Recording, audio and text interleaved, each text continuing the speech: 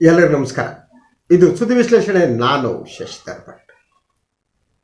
IAS IPS ಜಗಳ, D Roopa versus Rohini. ಈ ಜಗಳ ಬೀದಿಗೆ ಬಿದ್ದು 2 ದಿನ ಆಗಿದೆ. ಅದು ಇವತ್ತು ವಿಧಾನಸಭೆಯಲ್ಲಿ ಕೂಡ ಪ್ರಸ್ತಾಪ ಆಯಿತು. ಆ ಬಗ್ಗೆ ಚರ್ಚೆ ನಡೆಸುವುದಕ್ಕೆ ಸ್ಪೀಕರ್ ತಕ್ಷಣ ಅವಕಾಶ ಕೊಡಲಿಲ್ಲ. ನಂತರ ಸಭೆಯಾಗಿ ಕೊಡ್ತೀನಿ ಅಂತಂದರೂ ಯಾವಾಗ ಕೊಡ್ತಾರೋ ಗೊತ್ತಿಲ್ಲ. ಆದರೆ ಹಲವು ರೀತಿಯ ಬೆಳವಣಿಗೆಗಳು ನಡೆದವು. ಮುಖ್ಯಮಂತ್ರಿ ಬೊಮ್ಮಾಯಿ ಅವರು ಇಬ್ಬರಿಗೂ ಕೂಡ ನೋಟಿಸ್ ನೀಡಲಾಗುವುದು ಅನ್ನುವ ಮಾತನ್ನು ಬೆಳಗ್ಗೆ ಹೇಳಿದರು. ಅದಾದ ಮೇಲೆ ರೋಹಿಣಿ ಸಿಂಧೂರಿ ಮತ್ತು ಡಿ ರೂಪಾ ಮುಖ್ಯ ಕಾರ್ಯದರ್ಶಿ ವಂದಿತಾ ಶರ್ಮಾ ಅವರನ್ನು ಭೇಟಿ ಮಾಡಿದರು.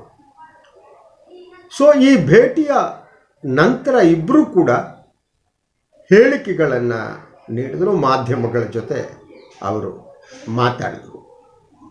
ಇಷ್ಟೇ ಅಲ್ಲ, ಹಲವು ರಾಜಕಾರಣಿಗಳು ಈ ಬಗ್ಗೆ ಪ್ರತಿಕ್ರಿಯೆಯನ್ನು ನೀಡಿದರು. ಭಾರತೀಯ ಜನತಾ ಪಕ್ಷದ ನಾಯಕರುಗಳು, ಮಂತ್ರಿಗಳು ಎಲ್ಲರೂ ಮಾತಾಡಿದರು ಈ ಬಗ್ಗೆ. ಕೇಂದ್ರ ಸಚಿವ ಪ್ರಹ್ಲಾದ್ ಜೋಶಿ ಬೆಳಗ್ಗೆನೇ ಹೇಳಿದ್ರು, ಇಲ್ಲ ಇದನ್ನು ತಳ್ಕೊಳ್ಳೋಕ್ಕೆ ಸಾಧ್ಯ ಇಲ್ಲ, ಈ ಬಗ್ಗೆ ಕ್ರಮ ಕೈಗೊಳ್ಳಬೇಕು, ನಾನು ಮುಖ್ಯಮಂತ್ರಿಗೆ ಹೇಳ್ತಿದ್ದೀನಿ ಅಂದರು. ಹಾಗೆಯೇ ಪ್ರತಿಯೊಬ್ಬರದ್ದು ಒಂದೊಂದು ಹೇಳಿಕೆ. ಅದು ವೈಯಕ್ತಿಕವಾಗಿ ಅವರಿಗೆ ಆ ಅಧಿಕಾರಿಗಳ ಬಗ್ಗೆ ಪ್ರೀತಿ ಇರುವವರು, ಪ್ರೀತಿ ಇಲ್ಲದಿರುವವರು, ಜಗಳ ಇರುವವರು, ಬೇರೆ ಬೇರೆ ಕಾರಣಗಳಕ್ಕಾಗಿ ಅವರು ಎಲ್ಲರಿಂದಲೂ ಹೇಳಿಕೆ ಬರೋದಕ್ಕೆ ಪ್ರಾರಂಭ ಆಯಿತು. ಅದೇ ರೀತಿ JDS ನಾಯಕರಾಗಿರುವ ಕುಮಾರಸ್ವಾಮಿ ಅವರು ಹೇಳಿಕೆ ಕೊಟ್ಟರು. ಹೀಗೆ ಹೇಳಿಕೆಗಳ ಮೇಲೆ ಹೇಳಿಕೆಗಳು ಬರೋದಕ್ಕೆ ಪ್ರಾರಂಭ ಆದವು. ಮೊದಲು ಮುಖ್ಯ ಕಾರ್ಯದರ್ಶಿ ಅವರನ್ನು ನೋಡಿದ್ದು ರೋಹಿಣಿ ಸಿಂಧೂರಿ ಅವರು ನೋಡಿ ಬಂದ ತಕ್ಷಣ ಹೆಚ್ಚಿನ ಮಾತನ್ನು ಆಡಿರಲಿಲ್ಲ. ಅವರು ಹೊರಗೆ ಬಂದ ತಕ್ಷಣ ಹೇಳಿದ್ರು, ನಾನು ಮುಖ್ಯ ಕಾರ್ಯದರ್ಶಿಯರನ್ನು ನೋಡಿದ್ದೇನೆ, ಅವರಿಗೆ ಕೆಲವು ವಿವರಗಳನ್ನು ಕೊಟ್ಟಿದ್ದೇನೆ. ಅವರು ಮಾತನಾಡಿದ್ದು ಸುಮಾರು 15 ನಿಮಿಷಗಳ ಕಾಲ, 15 ಮಿನಿಟ್ಸ್. ಅಂದರೆ 15 ನಿಮಿಷದ ಅವಧಿಯಲ್ಲಿ ಭಾಳ ಚರ್ಚೆ ಮಾಡೋದಕ್ಕಾಗಲ್ಲ. ಅವರು ಏನೇನು ಪ್ರಶ್ನೆಗಳನ್ನ ಕೇಳಿದ್ರು, ವಿವರಗಳನ್ನು ಬಯಸಿದ್ರು ವಂದಿತಾ ಶರ್ಮಾ ಅವರು, ಅದಕ್ಕೆ ಉತ್ತರ ನೀಡಿ ಹೊರಗಡೆ ಬಂದರು. ಬಂದ ತಕ್ಷಣ ಹೇಳಿದ್ರು, ನಾನು ವೈಯಕ್ತಿಕ ನಿಂದನೆಯ ವಿರುದ್ಧ ದೂರು ಕೊಟ್ಟಿದ್ದೇನೆ ಅನ್ನುವ ಮಾತನ್ನು ಅವರು ಹೇಳಿದರು. ರೋಹಿಣಿ ಸಿಂಧೂರಿ ಅವರು ಅಂದರೆ ನನ್ನ ಬಗ್ಗೆ ವೈಯಕ್ತಿಕವಾಗಿ ಅವರು ದಾಳಿ ಮಾಡ್ತಾ ಇದ್ದಾರೆ, ಸಾಮಾಜಿಕ ಜಾಲತಾಣಗಳಲ್ಲಿ ನನ್ನ ವಿರುದ್ಧ ಮಾತಾಡ್ತಿದ್ದಾರೆ. ಅದರ ವಿವರಗಳನ್ನು ಅವರು ಕೊಟ್ಟು ಬಂದರು. ಸೊ ಇದಾದ ಮೇಲೆ ಡಿ ರೂಪಾ ಅವರು ಮುಖ್ಯ ಕಾರ್ಯದರ್ಶಿಗಳನ್ನು ಮಧ್ಯಾಹ್ನದ ಮೇಲೆ ಭೇಟಿ ಮಾಡಿದರು. ರೂಪಾ ಅವರು ಮಾತನಾಡಿದ್ದು ಸುಮಾರು 35 ನಿಮಿಷಕ್ಕೂ ಹೆಚ್ಚು ಕಾಲ ಮುಖ್ಯ ಕಾರ್ಯದರ್ಶಿಗಳ ಜೊತೆ. ಅಂದರೆ ಅವರು ತಾವು ಯಾವ ಆರೋಪವನ್ನು ಮಾಡಿದ್ರು ಸಾಮಾಜಿಕ ಜಾಲತಾಣಗಳಲ್ಲಿ, ಅದರ ಬಗ್ಗೆ ವಿವರವನ್ನು ನೀಡಿದರು ಅಂತ ಹೇಳಲಾಗ್ತಾ ಇದೆ. ಸೊ ಅವರು ವಿವರವನ್ನು ನೀಡಿ ಕೂಡ ಸುಮ್ಮನೆ ಉಳಿದಿಲ್ಲ. ಅವರು ಇನ್ನೂ ಕೆಲವು ಮಾತುಗಳನ್ನು ಹೇಳಿದರು. ಆ ಮಾತುಗಳು ಭಾಳ ಮುಖ್ಯವಾದ್ದು, ಅದರ ಬಗ್ಗೆಯೂ ನಾವು ನೋಡ್ಬೋದು. ಸೊ ಅವರು ಹೇಳಿರುವ ಬಹಳ ಮುಖ್ಯವಾದ ಮಾತುಗಳು, ನಾನು ನಿಯಮವನ್ನು ಉಲ್ಲಂಘಿಸಿಲ್ಲ. ಅಂದರೆ ಅವರು ಸಾಮಾಜಿಕ ಜಾಲತಾಣಗಳಲ್ಲಿ ತಾವು ಏನು ಆರೋಪಗಳನ್ನು ಮಾಡಿದ್ರೋ ಅದನ್ನು ಡಿಫೆಂಡ್ ಮಾಡಿಕೊಂಡ್ರು, ಅದನ್ನು ಸಮರ್ಥಿಸಿಕೊಂಡ್ರು. ಅದರ ಜೊತೆಗೆ ನನ್ನ ಹತ್ರ ಡಿಲೀಟ್ ಆಗಿರುವ ಫೋಟೋಗಳಿವೆ. ಆ ಫೋಟೋಗಳು ರೋಹಿಣಿ ಸಿಂಧೂರಿಯವ್ರದ್ದು, ಅದು ಬೇಕಾದರೂ ನೀಡ್ತೇನೆ, ನೀವು ಯಾವುದೇ ತನಿಖೆ ಮಾಡಿ, ತನಿಖೆ ಇದರ ಮುಂದೆ ನಾನು ಎಲ್ಲ ಸಾಕ್ಷ್ಯಾಧಾರಗಳನ್ನು ಒದಗಿಸ್ತೀನಿ ಅಂತ ಹೇಳಿದ್ರು. ಅದರಂತೆ ಕೆಲವು ವಿವರಗಳನ್ನು ಮುಖ್ಯ ಕಾರ್ಯದರ್ಶಿಯರಿಗೂ ಅವರು ನೀಡಿದರು ಅಂತ ಹೇಳಿದರು. ಅದರ ಜೊತೆಗೆ ಅವರು ಇನ್ನೊಂದು ಹೇಳಿದ್ರು, ನಗ್ನ ಚಿತ್ರಗಳು.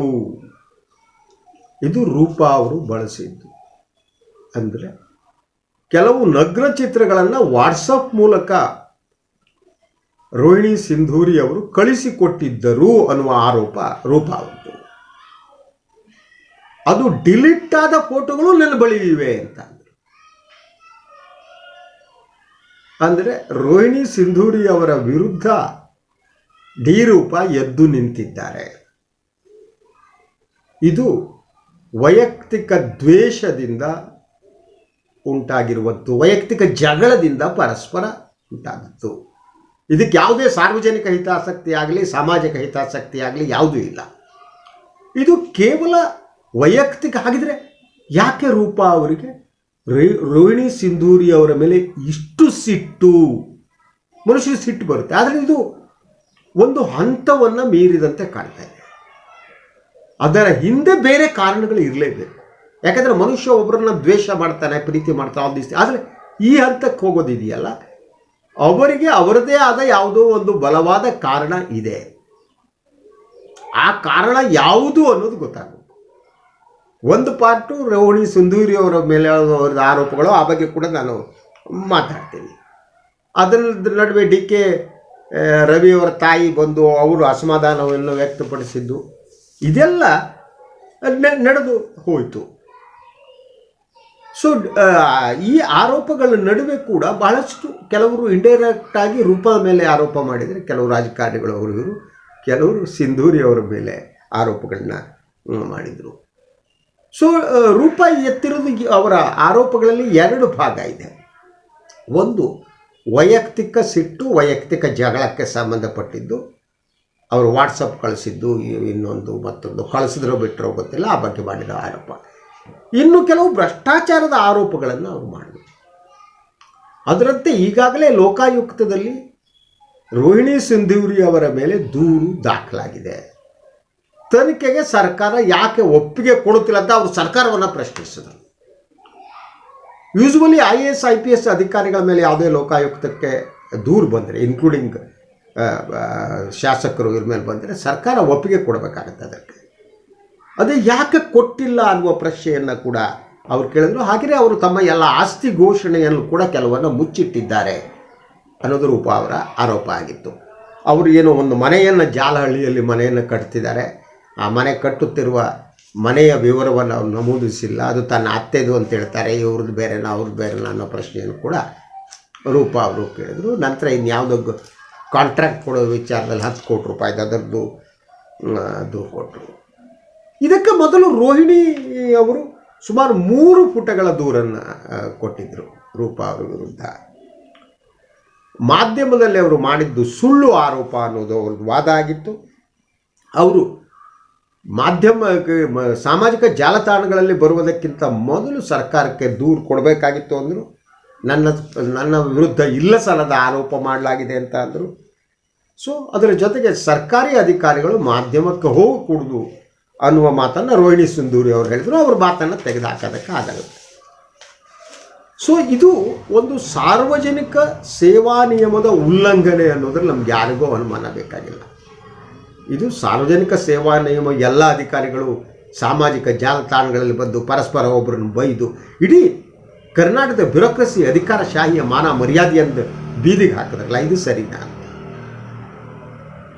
ಸೊ ಈ ಕೆಲಸ ಮಾಡೋದಕ್ಕಿಂತ ಮೊದಲು ಸರ್ಕಾರದ ದೂರು ಸಲ್ಲಿಸಬೇಕಾಗಿದ್ದರೆ ಸರ್ಕಾರದ ಮೇಲೆ ನಂಬಿಕೆಯನ್ನು ಡಿ ರೂಪಾ ಕಳೆದುಕೊಂಡಿದ್ದಾರೆ. ಅವರಿಗೆ ಸರ್ಕಾರದ ಮೇಲೆ ನಂಬಿಕೆ ಹೋದರೆ ಅದು ಸರಿಯಾದದ್ದೇ. ಒಂದು ವ್ಯವಸ್ಥೆಯಲ್ಲಿ ಕೆಲಸ ಮಾಡಬೇಕಾದ್ರೆ ಆ ವ್ಯವಸ್ಥೆಯ ಶಿಸ್ತು ಪಾಲನೆ ಮಾಡಬೇಕಾದ ಅನಿವಾರ್ಯತೆ ಇಲ್ವೇ? ಈ ಪ್ರಶ್ನೆಗಳಿಗೆ ರೂಪಾ ಇವತ್ತು ಉತ್ತರ ನೀಡಬೇಕಾಗಿದೆ. ಆದರೆ ನನಗೆ ಕುತೂಹಲಕರವಾದ್ದು ಸರ್ಕಾರದ ಅಸಹಾಯಕತೆ ಕಾಣ್ತಾ ಇದೆ. ಹೇಗೆ ಬ್ಯೂರೋಕ್ರಸಿಯ ನಿಯಂತ್ರಣದಲ್ಲಿ ಸರ್ಕಾರಕ್ಕೆ, ನಾನು ಕೇವಲ BJP ಸರ್ಕಾರ ಅಥವಾ ಬೊಮ್ಮಾಯಿ ಅವ್ರ ಸರ್ಕಾರ ಮಾತಾಡ್ತಾ ಇಲ್ಲ. ಕಾಂಗ್ರೆಸ್ JDS ಸರ್ಕಾರ ಇದ್ದು ಇದೇ ಸ್ಥಿತಿ ಇತ್ತು. ನಾನು ನಿನ್ನೆನೂ ಹೇಳಿದ್ದೀನಿ, ಈ ಬ್ಯೂರೋಕ್ರಸಿ ಇಡೀ ರಾಜಕಾರಣವನ್ನು ನಿಯಂತ್ರಿಸ್ತಿದೆ.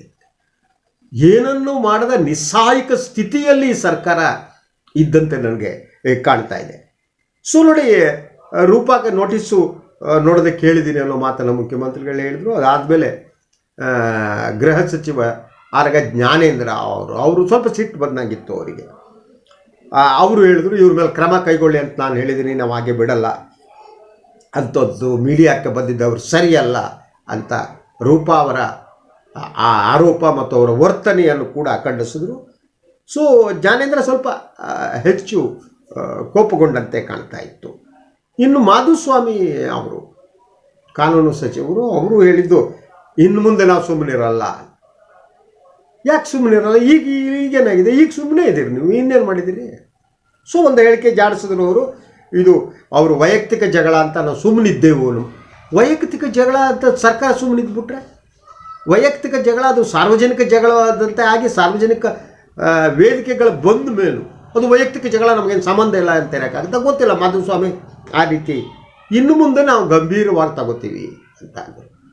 ನಾನು ಈ ಒಂದು ಅನಾಲಿಸಿಸ್ ಮಾಡೋವರೆಗೆ ಸರ್ಕಾರ ಯಾವುದೇ ಗಂಭೀರವಾಗಿ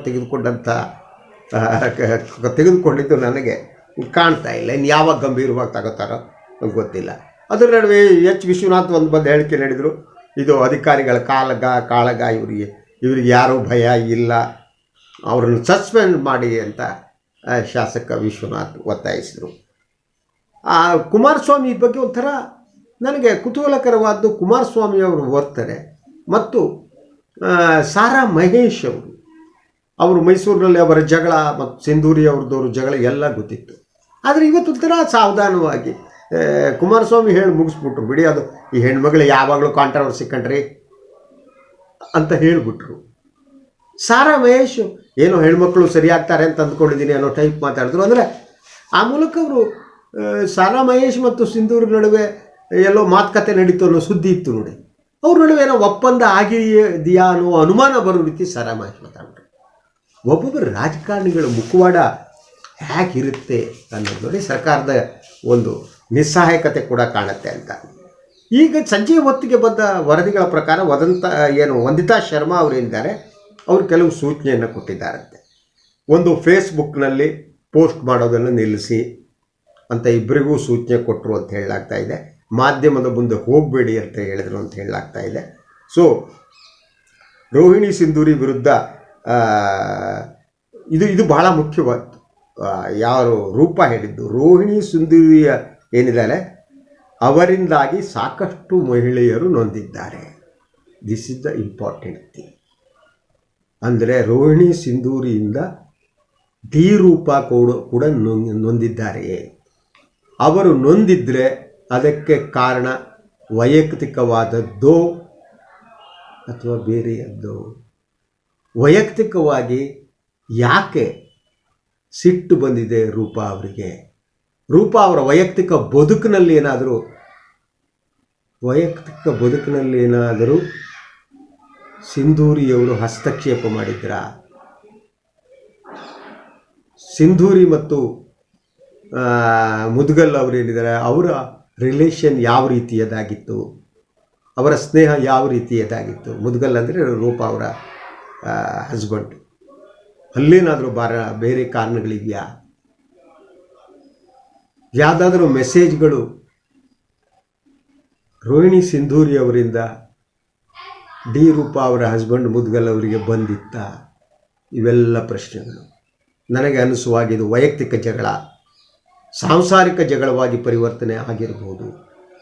ಸೊ ರೂಪ ಅವರ ಸಂಸಾರದಲ್ಲಿ ರೋಹಿಣಿಯವರ ಯಾವುದೋ ಮಾತು, ವಾಟ್ಸಪ್ ಸಂದೇಶ ಇನ್ನೊಂದು ಮಧ್ಯೆ ಪ್ರವೇಶಿಸಿ ಅವರಿಗೆ ಈ ರೀತಿ ಸಿಟ್ಟು ಬರುವಂತೆ ಮಾಡ್ತಾ ಈ ಪ್ರಶ್ನೆಗಳಿಗೆ ಉತ್ತರ ದೊರಕಬೇಕಾಗಿದೆ. ಒಂದಂತೂ ನಿಜ, ಡಿ ರೂಪ ಅಗತ್ಯಕ್ಕಿಂತ ಹೆಚ್ಚು ಕೋಪಗೊಂಡಿದ್ದಾರೆ. ಅವರಿಗೆ ಸಿಟ್ಟು ಬಂದಿದೆ. ಆ ಕಾರಣಕ್ಕೆ ಎಲ್ಲವನ್ನ ಸಾಮಾಜಿಕ ಜಾಲತಾಣಗಳಲ್ಲಿ ಬಯಲುಗೊಳಿಸುವುದಕ್ಕೆ ಹೊರಟಿದ್ದೇನೆ ಅಂತ ಅವರು ಅಂದುಕೊಂಡಿದ್ದಾರೆ. ಆದ್ದರಿಂದ ಇದರ ಹಿಂದೆ ಇನ್ನೇನೋ ಇದೆ, ಆ ನಿಗೂಢತೆ ಇದೆ. ಆ ನಿಗೂಢತೆ ಬಯಲಾದರೆ ಗೊತ್ತಾಗ್ಬೋದು. ಅದರ ಜೊತೆಗೆ ಈ ಸರ್ಕಾರ ಇನ್ನೂ ಕೂಡ ಎಚ್ಚರಿಕೆ ಕೊಡ್ತಾ ಕೂತಿದೆಯಲ್ಲ, ಏಕೆಂದರೆ ಏನಾದ್ರು ಇದೆಯೇನ್ರಿ? ಎನಿವೆ, ಇದಾಗಿತ್ತು ಇವತ್ತಿನ ಸುದ್ದಿ ವಿಶ್ಲೇಷಣೆ. ಇನ್ನೊಂದು ವಿಚಾರದೊಂದಿಗೆ ಮತ್ತೆ ತಮ್ಮೊಂದಿಗೆ ಬರ್ತೀನಿ. ಎಲ್ಲರಿಗೂ ಒಳ್ಳೆಯದಾಗಲಿ. ನಮಸ್ಕಾರ.